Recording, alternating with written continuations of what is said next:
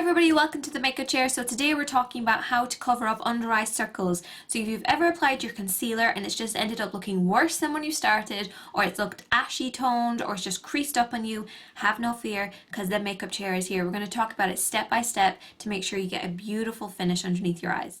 Step 1 is to make sure that the under eye area is nice and prepped. If you are a big fan of using eye creams, feel free to use it. Feel free to use your moisturizer, but then just grab a tissue, peel it in half so you only get like the one ply, super thin tissue, apply it onto that area and then just release. You're not wiping, you're just press and release, and this will just absorb any of the extra oils on there. And another way that you can prep underneath your eyes is to use that same primer that you use on your eyelids.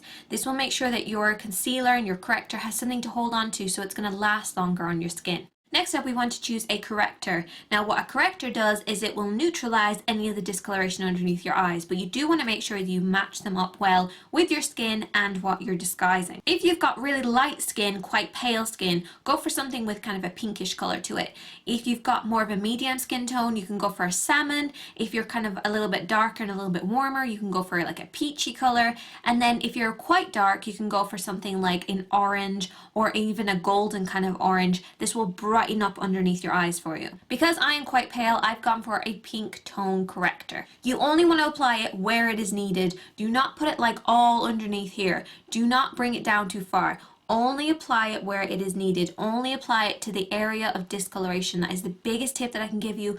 Just apply it where it's needed.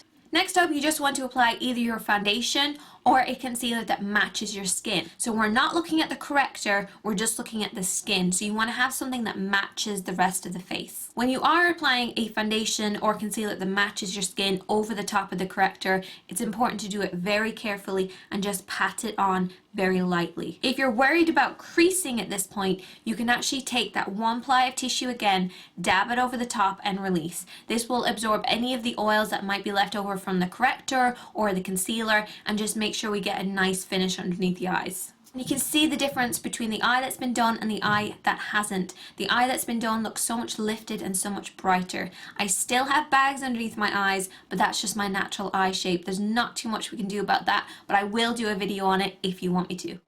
When you're setting it, it's important that you don't apply too much powder over the top, because we don't want any of those little creases and we don't want any of our little lines and wrinkles that everybody has underneath your eyes to look too obvious. So what I like to do is to use my fingertip, press it into the pressed powder or loose powder, and then just dab it very lightly over the top. And this will just make sure we don't get too much powder underneath there, but it will still set whatever we've applied underneath. So that is how I cover up under eye circles. If you're still a little bit unsure about which corrector to try, then just read the description box, but it's all in there, and I'll see you guys in my next video.